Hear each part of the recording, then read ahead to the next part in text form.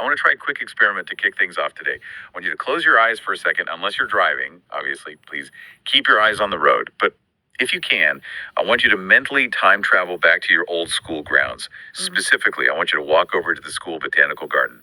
What do you see? What do you smell? I'm willing to bet it's a lot of green, maybe the smell of damp earth, and honestly, a little bit of boredom. That is exactly where my mind goes. I'm picturing these rigid rows of shrubs that look, vaguely identical. Maybe a wilted fern here and there. And those signs. And those dusty little plastic signs. You know the ones. They have the long Latin names, Pterocarpus something or other. Yeah. And then maybe the common name in parentheses. Right, and you probably had to memorize them for a biology quiz on Tuesday and then completely wiped them from your memory by Wednesday morning. Exactly. It felt so static. It was like a museum where you couldn't touch any of the exhibits. It was just ornamentation. Something you walked past to get to the cafeteria. Not something you engaged with. It was passive. It was, look, don't touch. But looking at this new stack of research we have today from the RSPG, that's the Plant Genetic Conservation Project, it feels like we've been looking at these spaces completely wrong. Oh, completely. They're proposing a radical shift in how we view and use the school garden. It is a massive shift, yeah. We are moving away from that garden as a museum model, where you just look and admire, and stepping into the era of what they call applied storytelling. Applied storytelling. I love that term. It sounds like a marketing buzzword at first glance, but when you dig into the source material, it's actually a really deep pedagogical tool. It really is. Because according to these documents, the school garden is no longer just a garden.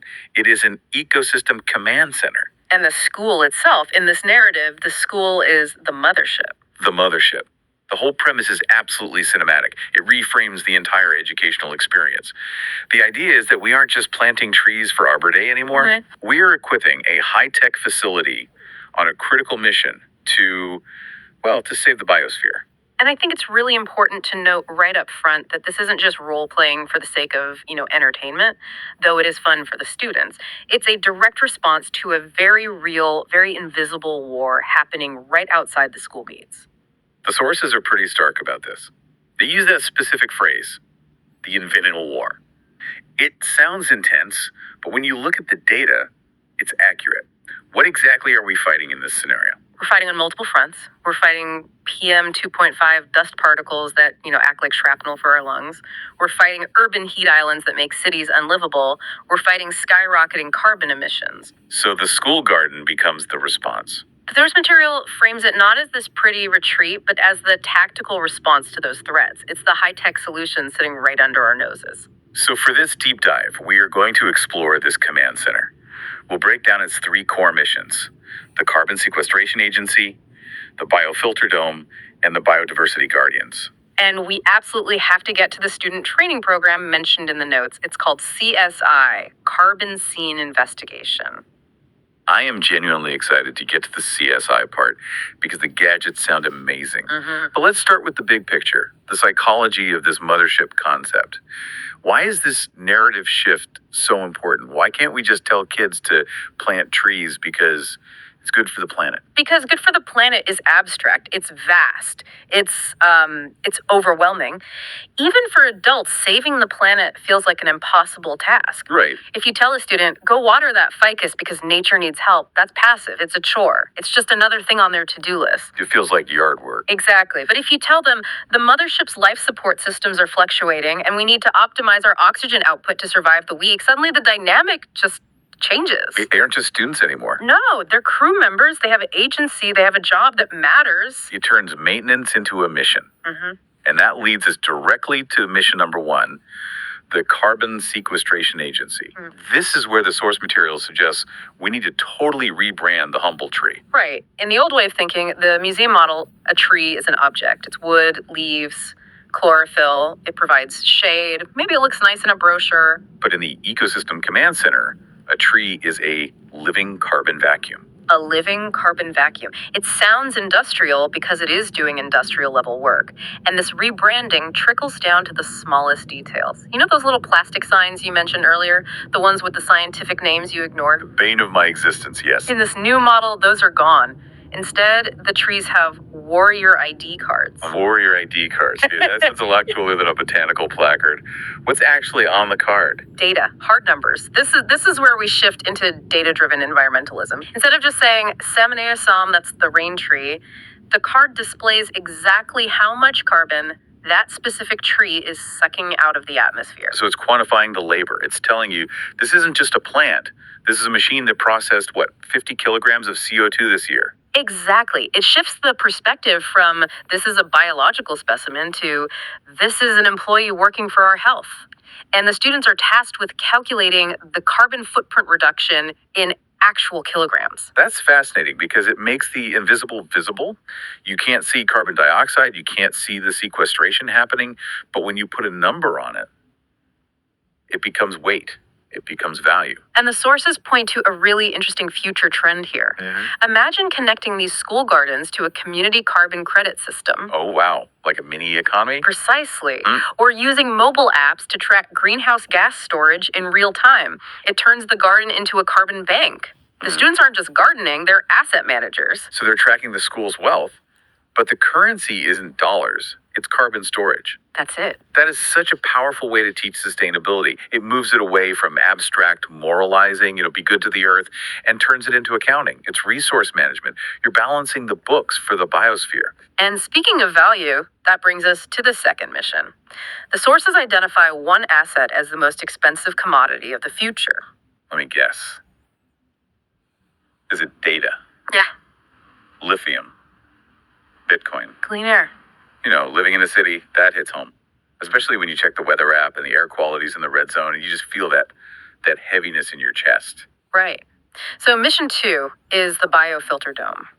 The goal of the command center isn't just to sequester carbon for the long term, it's to function immediately as a PM 2.5 defense wall. Defense wall. I'm picturing a force field around the school. In a way, it is. The objective is to create a microclimate within the school walls where the oxygen is 20 to 30% purer than the air outside on the street. 20 to 30%. That's a massive difference. It's huge. If you can actually measure that drop in pollution, the garden becomes a sanctuary. It becomes a health safe haven. But how? Yeah. You don't achieve that just by planting random pretty flowers. Yeah. Exactly. You can't just throw some petunias in a pot and expect a force field.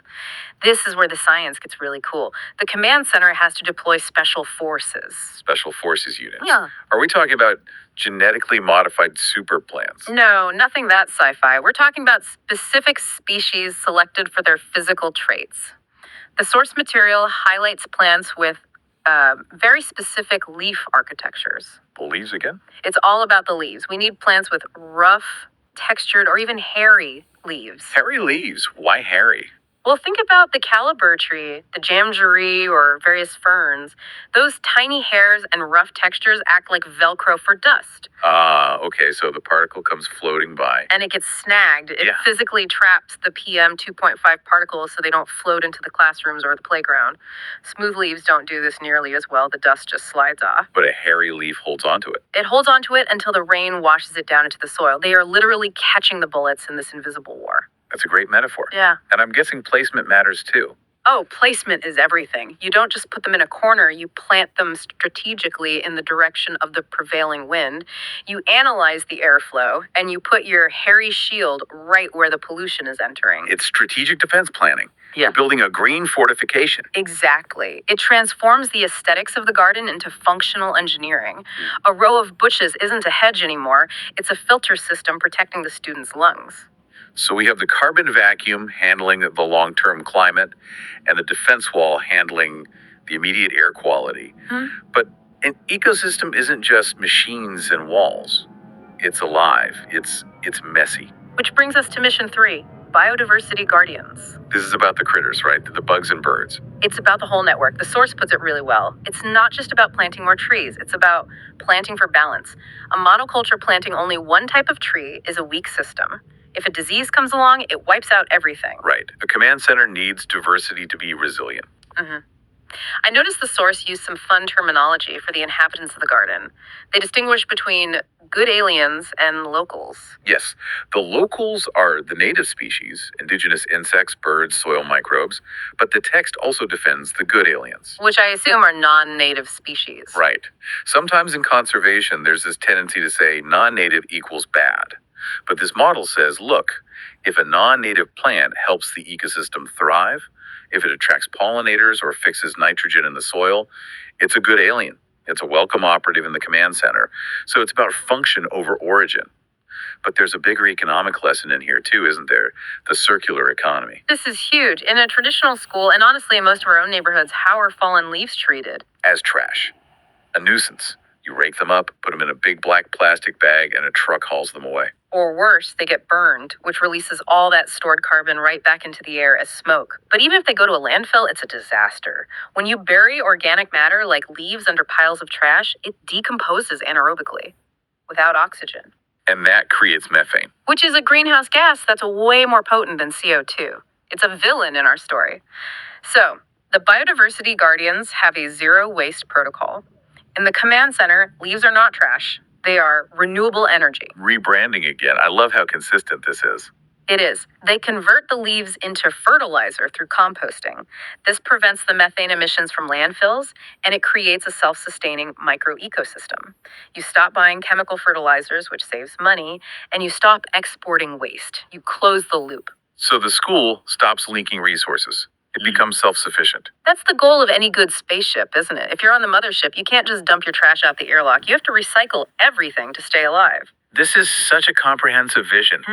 But I can hear a skeptic listener thinking, okay, this sounds great in theory, but how do you get a bunch of 12-year-olds to actually care about leaf mulch for more than 5 minutes? That is the million-dollar question. And the answer is, you don't make them care about mulch, you make them detectives. This is the CSI part. CSI carbon scene investigation. The source material outlines this detailed student activity designed to replace rote memorization. The students become carbon detectives. I am fully on board with this. Walk us through a typical investigation. What are their gadgets? Do they get badges? They should get badges. But in the spirit of applied storytelling, we take simple tools and give them high-tech names.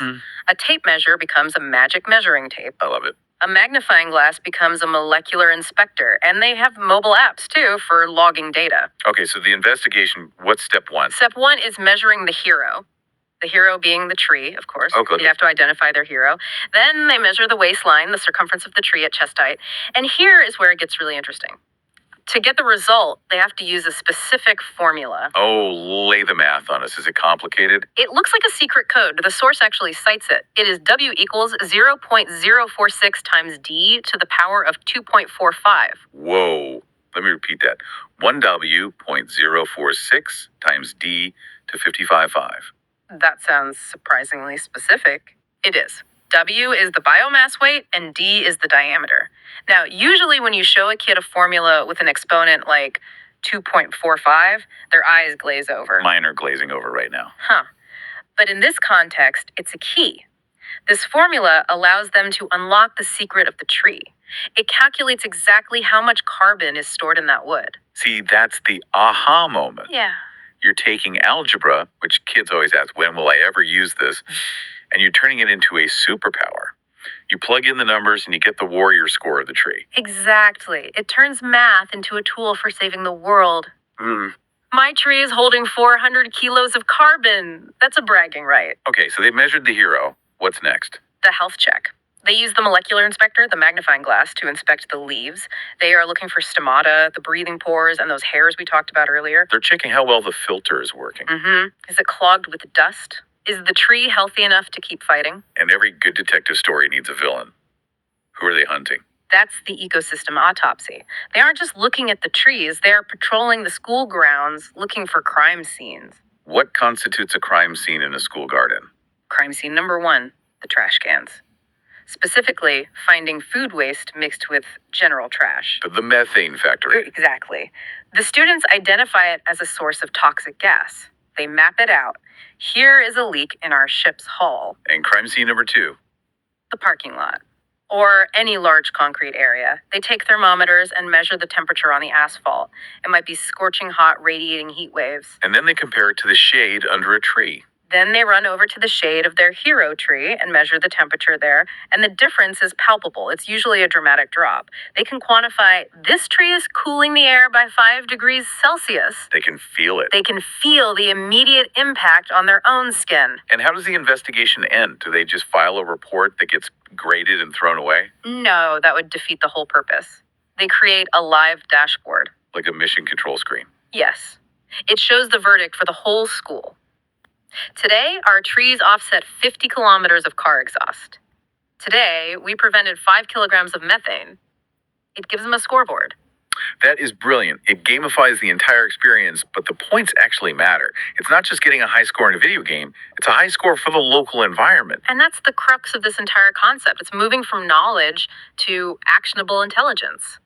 It's one thing to know photosynthesis exists. It's another thing entirely to measure it and see how it cools your playground. So, to recap this deep dive, we've gone from a boring collection of plants with Latin names to a carbon bank, a biofilter defense wall, and a crime scene investigation unit. It really, really reframes the whole purpose of education in this space. It's the difference between a textbook and a laboratory. Yeah. The expert sources sum this up beautifully. They say, this isn't about a thick botanical textbook sitting on a shelf. It is a world-saving lab. And there was another quote from the source that really stuck with me. It was about the definition of conservation itself. I think we often view conservation as this separate thing, saving a whale in the ocean or a tiger in the jungle. Right. Something far away. But the text says, conserving plant genetics is actually conserving the breath of humanity. That puts the stakes in perspective, doesn't it? It's not just about saving a rare orchid because it's pretty. It's about saving the mechanisms that allow us to breathe. And when you teach a child that, you aren't just teaching them biology. You're teaching them survival skills for the 21st century. You're teaching them that they have the power to engineer their own environment. It's incredibly empowering. It takes the anxiety of climate change, which, let's be honest, is overwhelming for adults, let alone kids. Yeah. And it gives them a toolkit to fight back. It turns anxiety into agency. I can measure this. I can improve this. I can plant a filter. That is a powerful lesson that sticks with you longer than a Latin name ever will. It really is. So as we wrap up this deep dive into the Ecosystem Command Center, I want to leave you, the listener, with a thought. What's on your mind? Well, we've been talking about schools, but most of us aren't in school anymore. We live in neighborhoods, we have apartments with balconies, maybe a backyard if we're lucky. Sure. And we usually look at the trees on our street as just decorations. Landscape architecture, something the city planted to look nice. But if you apply this command center lens to your own life, if you looked at those trees not as ornaments, but as employees working for your health. That's a great question. How many carbon vacuum cleaners do you actually have working for you right now? Are they special forces filtering your air, or are they just there? And maybe, just maybe, it's time to go out there with a measuring tape or a magic measuring tape and figure out exactly what they're doing for you. Go calculate your own warrior scores. It might just change how you see your own backyard. Thanks for joining us on this deep dive. Keep exploring. See you next time.